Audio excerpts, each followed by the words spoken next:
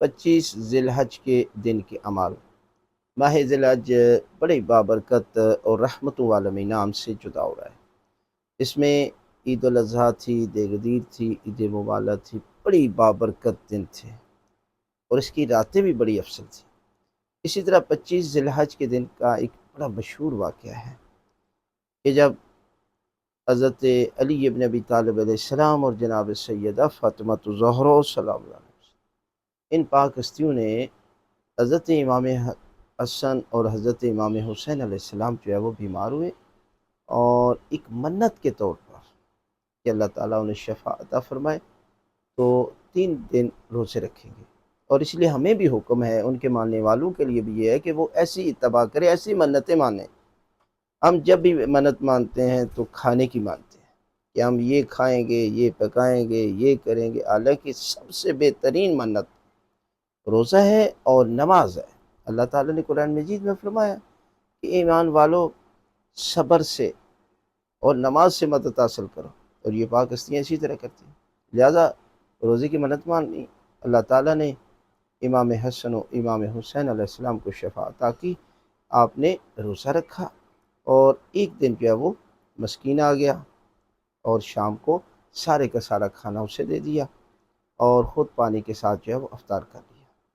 اور دوسرے دن جو ہے وہ یتیم آ گیا، پھر تیسرے دن اسیر آ گیا، قیدی آ گیا۔ اور دیکھیں یہاں پر یہ ساری ہستیاں روزہ رکھ رہی ہیں، حضرت علی ابن ابی طالب علیہ السلام، جناب سیدہ حضرت فضا، امام حسن و حضرت امام حسین علیہ السلام، یعنی گھر کے سارے افراد،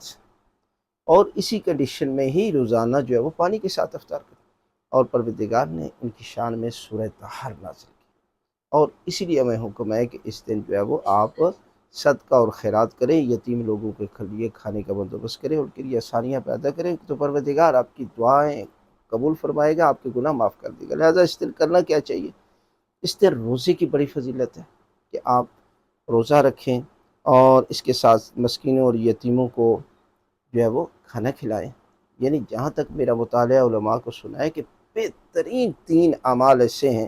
کہ جن کا اجر و ثواب فرشتے نہیں دے سکتے: ایک بھوکے کو کھانا کھلانا، پیاسی کو پانی پلانا،